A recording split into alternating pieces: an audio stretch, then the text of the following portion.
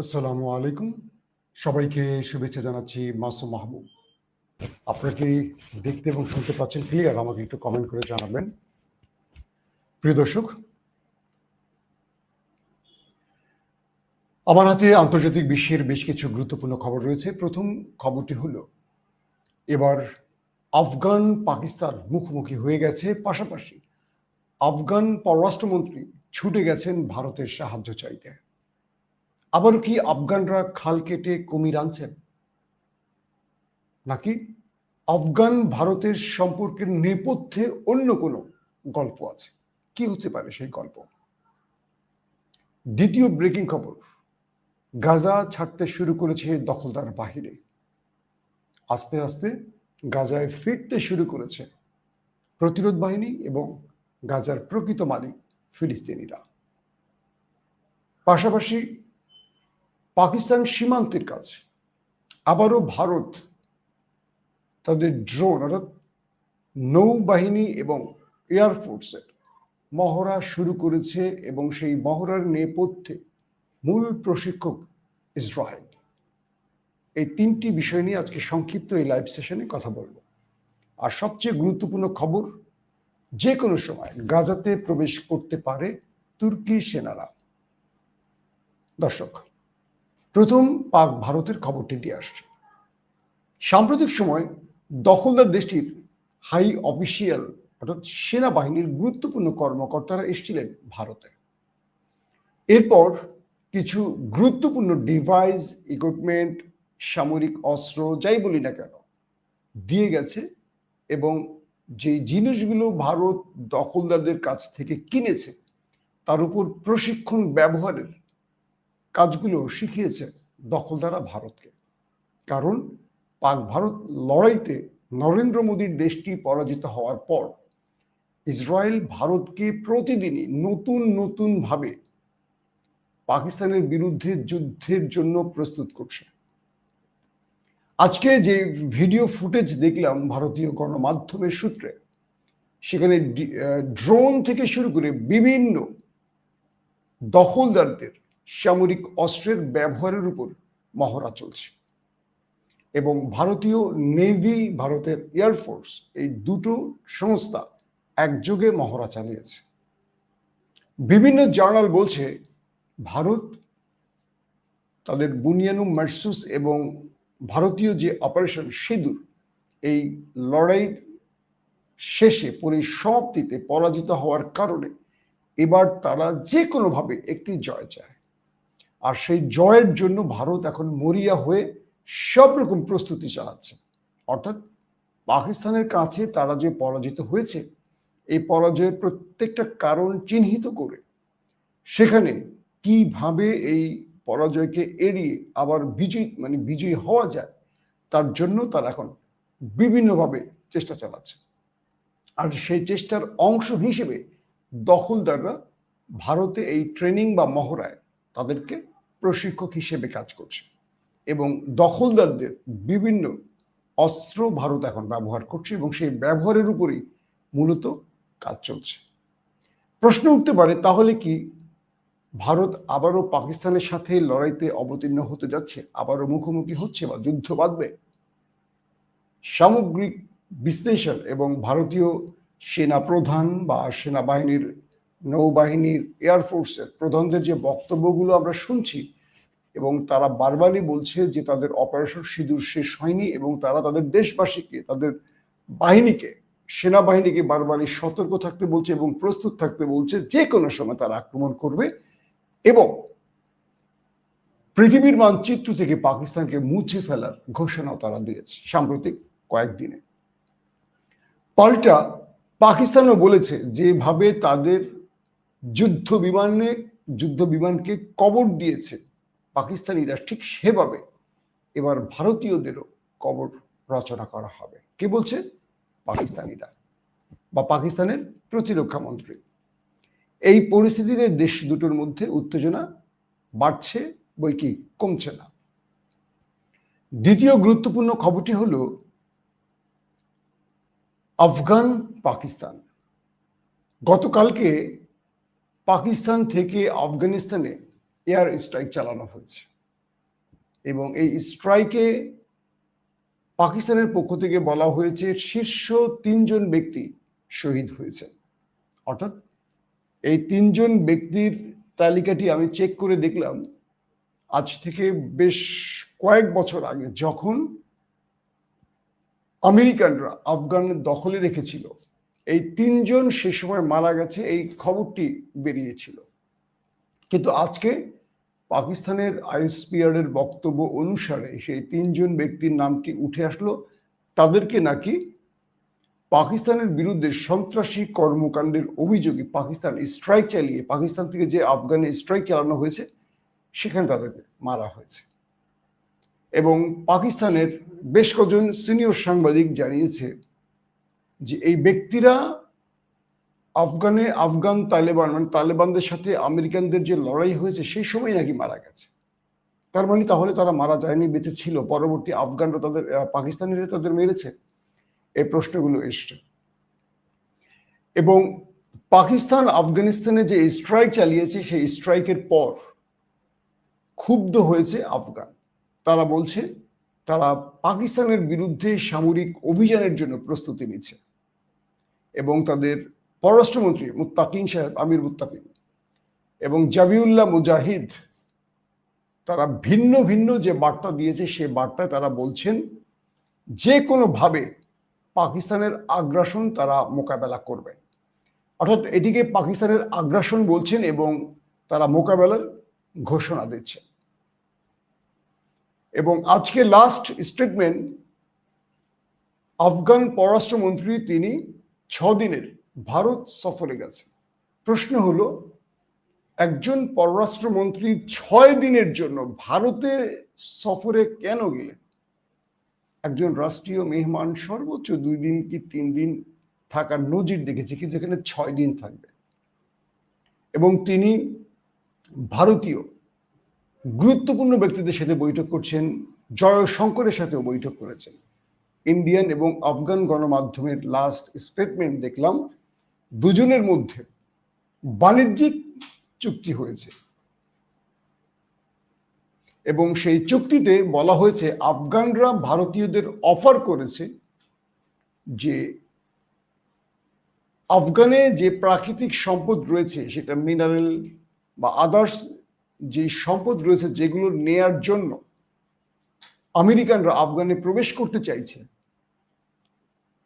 আফগানরা American বদলে এটি ভারতীয়দের দিতে চাইছে। ভারত আমেরিকা বাগরাম বিমান ঘাঁটি চেয়েছে এবং তারা বলছিল যে আমরা তোমাদের দেশে ট্রিলিয়ন ট্রিলিয়ন ডলার বিনিয়োগ করে পুরো আফগানকে সিঙ্গাপুর বানিয়ে দেব। কে বলছিল? আমেরিকানরা। কিন্তু এই বাগরাম বিমান ঘাঁটি তাদের লাগবে। আফগানরা আমেরিকানদের সোজা না বলে দিয়েছে এবং যাতে করে আমেরিকা এই অঞ্চলে প্রবেশ করতে না পারে, তাই আফগানরা এই অঞ্চলে প্রবেশ করাতে চাইছে ভারতকে। এবং ভারতকে বাণিজ্যিকভাবে অফার করা হয়েছে যে ভারত যেন আফগানে বিনিয়োগ করে। এবং জয়শঙ্কর আফগান পররাষ্ট্রমন্ত্রী আমির মুত্তাকিনকে গ্রিন সিগন্যাল দিয়েছেন যে আমরা আফগানে বড় অঙ্কের বিনিয়োগ করতে চাই।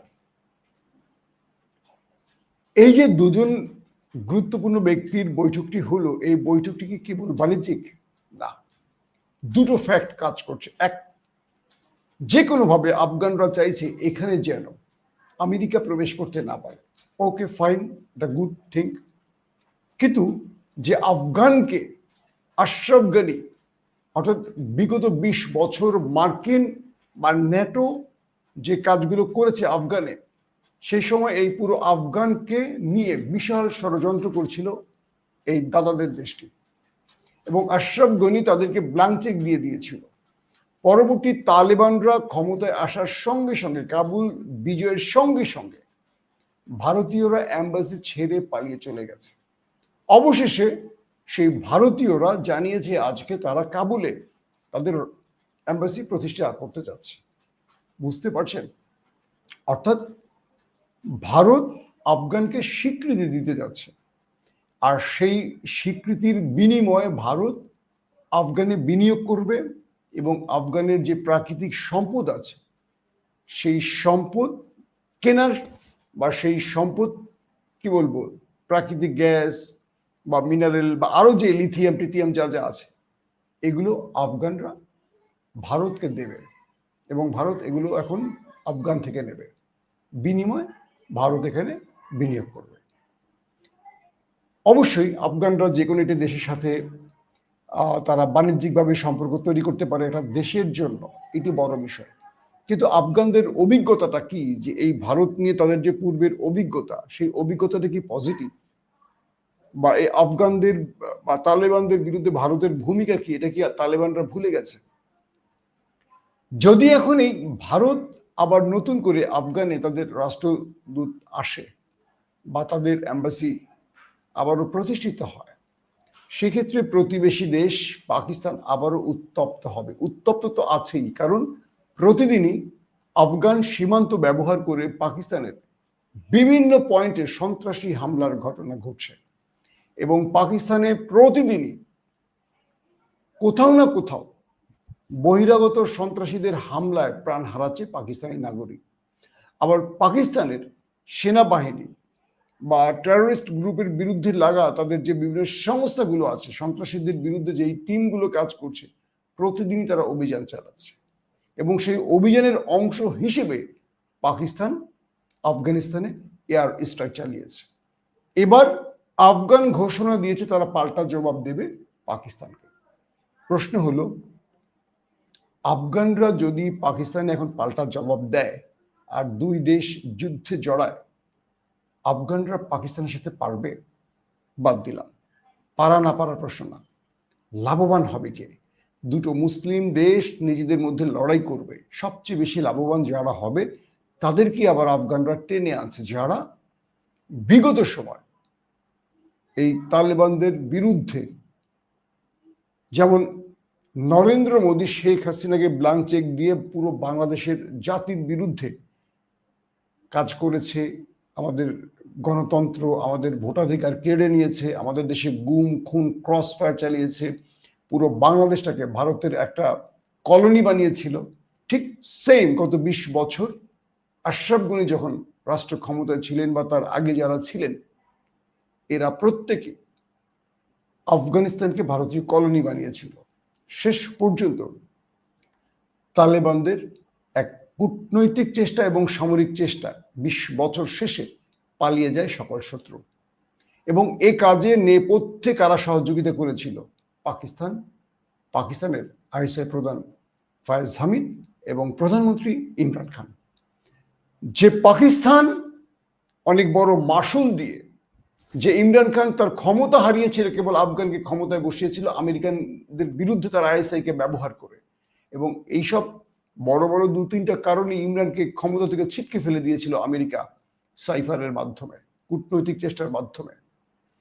আজকে সেই তালেবানরা আবারও পুরনো পথে হাঁটবে, এগুলো নিয়ে অনেক বিশ্লেষণ আসছে। পাশাপাশি পজিটিভ বিশ্লেষণ হলো এটা যে আফগানরা প্রতিবেশীদের সাথে সুসম্পর্ক করতে চাইছে। আফগানরা কি বাংলাদেশের মতো এই ভূখণ্ডকে বর্গীর হাতে তুলে দেবে, অথবা ভারতীয়দের কাছে তুলে দিয়ে মাথা নিচু বা যেটাকে বলি পররাষ্ট্রনীতি, নতজানু পররাষ্ট্রনীতি তৈরি করবে? নাকি আফগানরা একটা বৃহৎ দেশের সাথে শুধু বাণিজ্যিক সম্পর্ক চায়? সেটা হয়তো সময় বলে দেবে। তবে এখানে কৌশল যেটা শুরুতেই বললাম, আফগানরা আমেরিকানদের এই অঞ্চলে ঢুকতে দিতে চায় না বলেই তারা ভারতকে টেনে আনছে, চীনকে টেনে আনছে এবং রাশিয়াকে টেনে আনছে। এখানেও একটা পজিটিভ ব্যাপার আছে। অর্থাৎ আমি 2 রকম বিশ্লেষণ করলাম। যদি ভারতীয় দূতাবাস আবারও আফগানে চালু হয়, সেক্ষেত্রে এখন ভারত তাদের এজেন্সি ব্যবহার করে, রকে ব্যবহার করে সীমান্তে যে কাজগুলো করছে, কিন্তু যখন তাদের এম্বাসি তৈরি হবে আফগানে, তখন এটাকে আরো বৃহৎ আকারে করতে পারবে। তার মানে পাকিস্তানের ঘুম আবারও হারাম হবে। প্রশ্ন হলো, আসিফ মনির সরকার আফগানদের সাথে কেন সমঝোতায় যাচ্ছে না বা তাদের সঙ্গে আলোচনা কেন করছে না? আবার প্রশ্ন হলো, আফগানদের কাছে কেন আফগান সীমান্ত ব্যবহার করে বারবার পাকিস্তান আক্রমণ করছে আর আফগানরা সেটা বন্ধ করতে পারছে না? এই যে প্রশ্নগুলো, এগুলো সবই আসলেই আমি যেটা বলবো যে এই প্রশ্নগুলোর উত্তর আমাদের জানা খুব জরুরি। কারণ প্রতিদিনই পাকিস্তানের ভেতরে হামলা হচ্ছে, আর সেই হামলাগুলোর নেপথ্যে কিন্তু দাদাদের এজেন্সি কাজ করে। দাদাদের এজেন্সি কিভাবে আফগানের সীমান্ত ব্যবহার করছে। তার মানে আফগানরা পাকিস্তানের বিরুদ্ধে দাদাদের এই সুযোগটি তৈরি করে দিচ্ছে। তার মানে পাকিস্তানের রাইট আছে স্ট্রাইক চালানোর। আবার যদি পাকিস্তান এই ক্ষেত্রে মিথ্যাচার করে, প্রশ্ন হবে পাকিস্তান কেন এই কাজটি করবে তাদের বিরুদ্ধে। তার মানে আবারও নতুন করে আফগান পাকিস্তান মুখোমুখি হচ্ছে। অন্যদিকে ভারতের জন্য আফগানিস্তানের দরজা খুলে যাচ্ছে। শিগগিরই ভারত আফগানিস্তানে তাদের এম্বাসি খুলতে যাচ্ছে, এমন ঘোষণাও আসছে। শেষ খবরটি হলো গাজায়। গাজাতে তুর্কি বাহিনী ঢুকতে পারে এমন ঘোষণা দিয়েছে তুরস্কের প্রতিরক্ষা মন্ত্রী। তিনি বলেছেন, গাজাতে শৃঙ্খলা ফিরিয়ে আনতে গাজার নিরাপত্তার প্রয়োজনে তুর্কি সেনারা গাজায় যেতে পারে। কবে যাবে, কখন যাবে, কতজন যাবে সেটা বলেনি, যেতে পারে। তারা বলছেন যে তুরস্ক সেনা পৃথিবীর বিভিন্ন দেশে শান্তি প্রতিষ্ঠার কাজ করছে এবং গাজার প্রয়োজনে তুর্কি সেনারা এই অঞ্চলে কাজ করতে পারে এবং হামাস গাজায় তুর্কি সেনাদের কি চাইছে বেশি। এখন শেষ পর্যন্ত এটি আমেরিকানরা মানবে কিনা। গ্রান্টার যে 4টি রাষ্ট্র, এই যুদ্ধবিরতির যে মূল 4টি রাষ্ট্র গ্রান্টার, একটি হলো আমেরিকা, একটি তুরস্ক, একটি কাতার, একটি মিশর। তো এই 4টি রাষ্ট্রের মধ্যে যদি আলোচনা সাকসেসফুলি শেষ হয় এবং এটি আমেরিকার ইচ্ছায় থাকে যে আমেরিকা যদি চায় যে তুরস্ক আসুক, বা তুরস্ক যদি আমেরিকাকে বাধ্য করতে পারে তাদের আশায় রাজি করাতে, সেক্ষেত্রে তুর্কি সেনারা গাজায় পা রাখলে সবচেয়ে বেশি অস্বস্তিতে পড়বেন নেতানিয়াহু, এবং তিনি এই বিষয়টি বলছেন এবং তিনি তুর্কি সেনাদের মানতে রাজি না। এদিকে গাজা ছেড়ে চলে যাচ্ছে দখলদার সেনারা। আজকে তাদের ট্যাঙ্ক, সাজোয়া যান, ট্রুপ ক্যারিয়ার এগুলো গাজা ছাড়তে শুরু করেছে, ব্যাপক চলে গেছে। ইতিমধ্যে বিভিন্ন অঞ্চল থেকে দখলদার সেনারা ফিরে গেছে দখলদার দেশে। ক্রমান্বয়ে গাজা মুক্তি পেতে শুরু করেছে এবং প্রশ্ন উঠেছে যে এই যুদ্ধবিরতি আসলে কতদিন চলবে, নাকি আবারও আক্রমণ করবে। তবে গাজার প্রতিরোধ বাহিনী তারা বলছে আমরা সর্বোচ্চ সতর্ক থাকব এবং আমরা জানি নেতানিয়াহু তিনি কথা রাখেন না এবং তিনি সবসময় পেছনের দরজাটি ব্যবহার করেন।